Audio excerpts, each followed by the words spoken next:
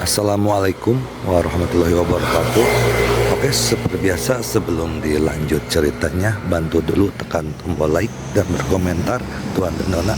Terima kasih sesudah dan sebelumnya. Bab 2578, Goblin berani bersikap begitu lancang.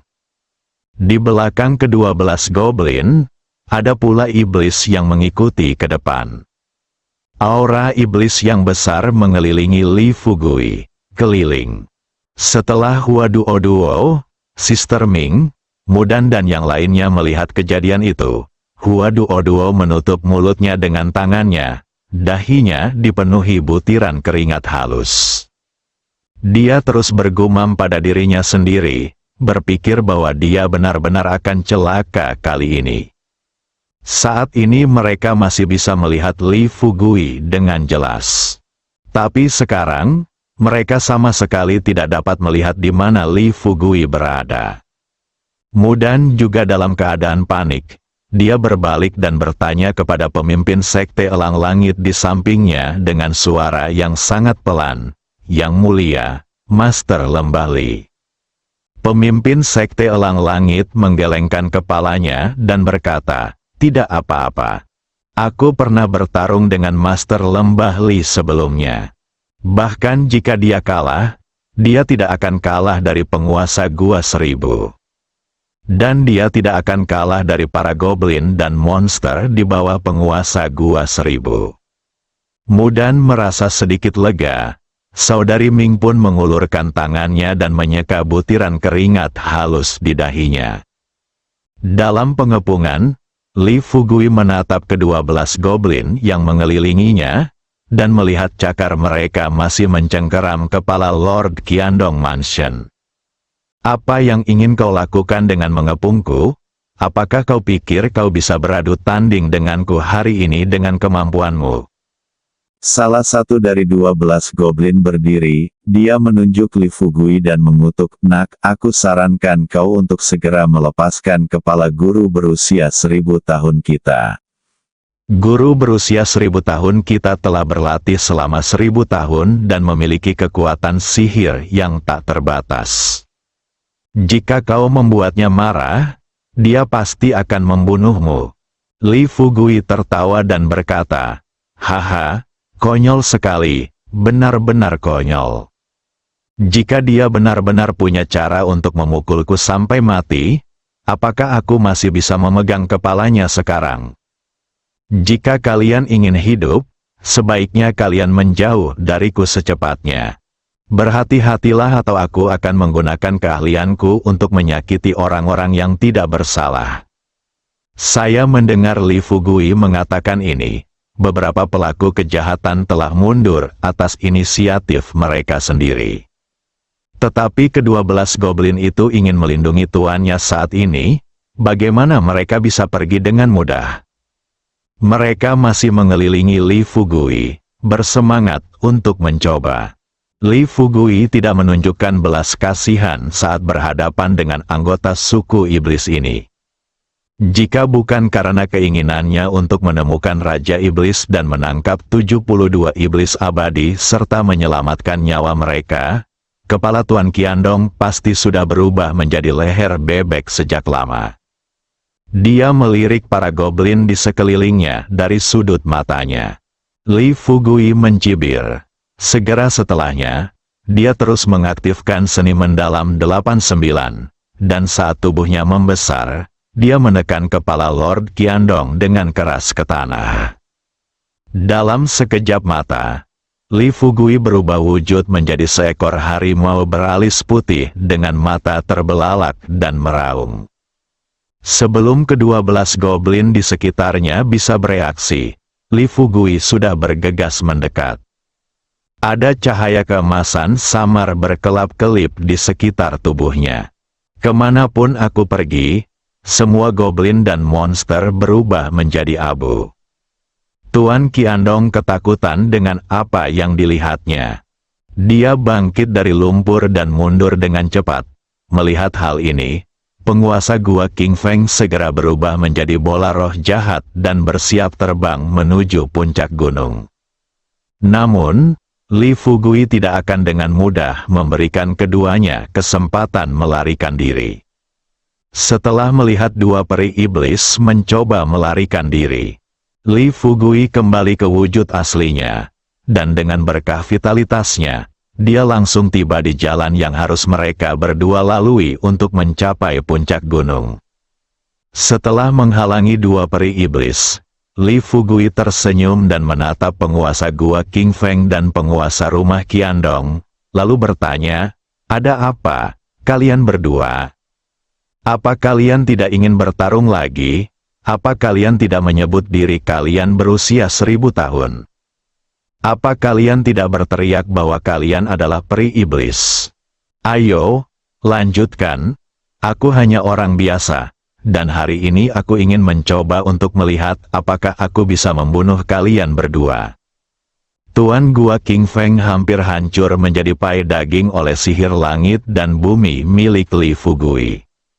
Cangkang kura-kura di punggungnya sekarang retak-retak kecil. Adapun tuan dari istana Qiandong, dia tahu bahwa jika dia ingin melarikan diri ke bawah tanah sekarang, Li Fugui pasti akan memanfaatkannya. "Saya baru saja berjanji kepada pihak lain bahwa saya akan berduel di darat. Itulah sebabnya pihak lain tidak menusukku dengan Dragon Blood Thousand Palladium.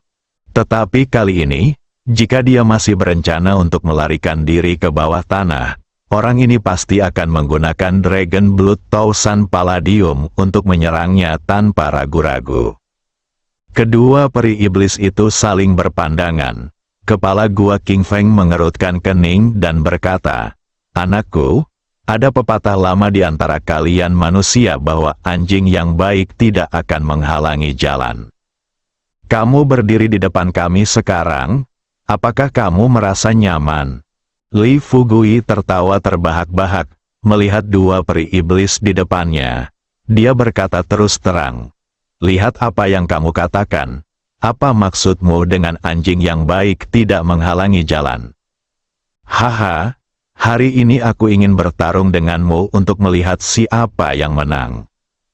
Bagaimana aku bisa melepaskanmu jika aku bahkan belum melihat hasilnya?"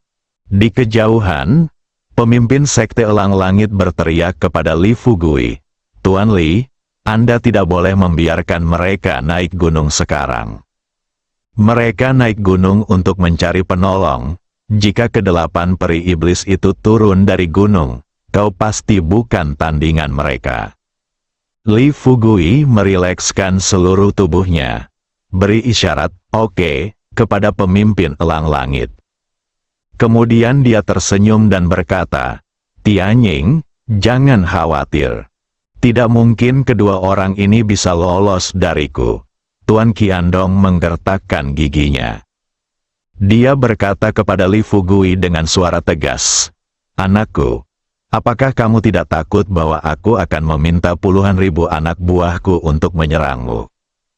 Li Fugui tertawa terbahak-bahak dan berkata dengan nada tidak setuju, "Jangan bicara omong kosong di hadapanku. Jika kau punya cara untuk mengalahkanku hari ini, lakukan saja. Entah kau membiarkan puluhan ribu monster di bawah komandomu menyerangku, atau kalian berdua monster bergabung untuk melawanku, aku tidak peduli. Tapi, aku harus jujur, kalian berdua telah melihat metodeku. Jika aku membiarkan kalian mengumpulkan puluhan ribu setan kecil untuk menghadapiku hari ini, aku akan membunuh mereka semua dan menghajar mereka semua hingga berkeping-keping, sepenuhnya di luar kendali tiga alam. Dalam kasus ini, sungguh disayangkan bagi monster-monster yang berada di bawah komandomu. Mereka telah berlatih selama bertahun-tahun, tetapi pada akhirnya, mereka mati secara tragis di tanganku. Sungguh menyedihkan, sangat menyedihkan." Suara Li Fugui tidak keras. Akan tetapi para pelaku kejahatan dan monster di sekitar mereka semua mendengarnya dengan jelas. Meskipun mereka semua adalah ras iblis, mereka juga memiliki perasaan satu sama lain, sama seperti manusia. Butuh waktu ribuan tahun bagi mereka untuk mencapai tingkat budidaya saat ini. Meski mereka tidak bisa dianggap yang terbaik, mereka sudah puas dengan situasi mereka saat ini. Asalkan tidak terjadi apa-apa, mereka berlatih keras. Bahkan jika aku tidak bisa menjadi bagian dari dunia peri. Namun suatu hari nanti, menjadi iblis dan kemudian peri akan dianggap sebagai prestasi yang bermanfaat di usia tua. Sekarang, jika istana Tuan Qiandong dan gua Tuan King Feng benar-benar membiarkan mereka menyerang Li Fugui, maka nyawa mereka akan hilang sepenuhnya dan tidak akan ada kesempatan untuk terlahir kembali. Pikirkan ini, para setan dan monster saling berpandangan. Saya merasa sangat gugup. Para peri itu cukup setia. 7 atau 8 dari 12 peri di bawah penguasa Qiandong Mansion baru saja dibunuh oleh Li Fugui. Tetapi masih ada 8 atau 9 dari 12 goblin di bawah komando penguasa Gua King Feng. Setelah mendengar apa yang dikatakan oleh penguasa Qiandong Mansion, semua goblin melangkah maju dan menawarkan diri, "Tuan, tolong segera berikan perintah. Saya akan memimpin para goblin dan monster di bawah komando saya untuk menyingkirkan orang ini." Li Fugui menatap goblin yang sedang berbicara dan bertanya sambil tersenyum, "Apakah kamu sudah memikirkannya dengan matang? Apakah kamu benar-benar bisa mengalahkanku?" Meskipun goblin ini memiliki ekspresi agak malu-malu di wajahnya. Namun dia tetap berbicara dengan nada keras kepala, berkata dengan suara keras, "Wah, kau hanya seekor semut dari ras manusia. Beraninya kau bertindak begitu lancang di hadapan kami. Kau hanya mencari kematian?" Li Fugui tertawa terbahak-bahak. Dia melambaikan tangannya ke arah goblin yang sedang berbicara. "Ayo, kemarilah dulu, aku ingin berbicara denganmu." Sambil berbicara, Li Fugui membuka mata langit dan bumi. Dia melihat sekilas bahwa goblin yang berbicara di depannya sebenarnya adalah roh bebek. Setelah melihat wajah asli orang lain, Li Fugui tidak dapat menahan tawa terbahak-bahak. Melihat ekspresi licik di wajah Li Fugui, si goblin bertanya, "Apa yang kau tertawakan? Kau pikir aku tidak berani datang?"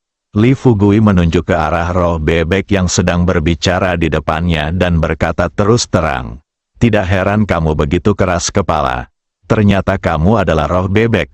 Haha, itu bagus. Kalau begitu, maka aku tidak akan sopan kepadamu." Setelah meninggalkan kata-kata ini, Li Fugui memanfaatkan situasi dan terbang maju. Namun kali ini dia tidak menggunakan sihir apapun, melainkan hanya mengandalkan darah dagingnya sendiri. Dia bergegas mendekat dan mencengkeram leher peri yang bisa bicara itu. "Remas telapak tangan Anda kuat-kuat." Kepala goblin langsung berubah menjadi kepala bebek. Paruh bebek terbuka, suara berderak keluar dari mulutnya. Li Fugui terkekeh, lalu menjepit mulut bebek itu dengan tangan kanannya, lalu menariknya kuat-kuat. Mulut bebek itu pun terjepit di antara jari-jari Li Fugui. Lihat situasi ini, Li Fugui kemudian melepaskan leher roh bebek itu. Kemudian dia tersenyum dan berkata, "Bagaimana, dasar bebek mati? Bagaimana perasaanmu sekarang?" Setelah Li Fugui melepaskan leher siluman bebek, kepalanya berubah kembali ke bentuk manusia. Tetapi, bibir di kedua sisi menghilang tanpa jejak. Hanya giginya yang putih saja yang tertinggal di mulutnya, bergetar ke atas dan ke bawah. Master Gua King Feng dan penguasa istana Qiandong merasakan bulu kuduk meremang saat melihat kejadian ini. Sebagai iblis, saya malah diejek seperti ini. Itu sungguh memalukan. Apa yang bisa saya lakukan? Kekuatan Li Fugui terlalu kuat, dan mereka berdua bersama-sama bukanlah tandingan satu sama lain. Bahkan jika mereka ingin melarikan diri, mereka dihalangi oleh pihak lain. Katakan padaku, anak kecil, apa yang ingin kamu lakukan hari ini? Tuan Gua King Feng membuka mulutnya dan bertanya kepada Li Fugui dengan suara tegas. Li Fugui menyilangkan lengannya, melayang di udara, dan berkata kepada dua peri iblis dengan serius, sebenarnya sangat sederhana. Apakah kalian melihat pemimpin sekte Elang Langit? Dia adalah iblis yang mengetahui situasi terkini. Melihat bahwa akulah yang terpilih, dia memimpin bawahannya untuk bergabung denganku sesegera mungkin. Jadi, jika kau benar-benar ingin tetap hidup, kau bisa belajar dari pemimpin sekte Elang Langit. Selama kau bersedia bekerja sama denganku untuk menghadapi Raja Iblis, setelah Raja Iblis dihancurkan, aku akan memiliki lebih dari 10 lowongan untuk Dewa Abadi. Pada saat itu, aku bisa membiarkanmu secara resmi memasuki alam abadi berdasarkan kinerjamu. Kedua peri iblis itu juga tidak bodoh. Bagaimana bisa kekosongan seorang pengembara abadi jatuh ke tangan seorang anak manusia? Meskipun Li Fugui mungkin adalah orang paling berkuasa di umat manusia saat ini, namun masih jauh dari tingkat komando atas umat manusia.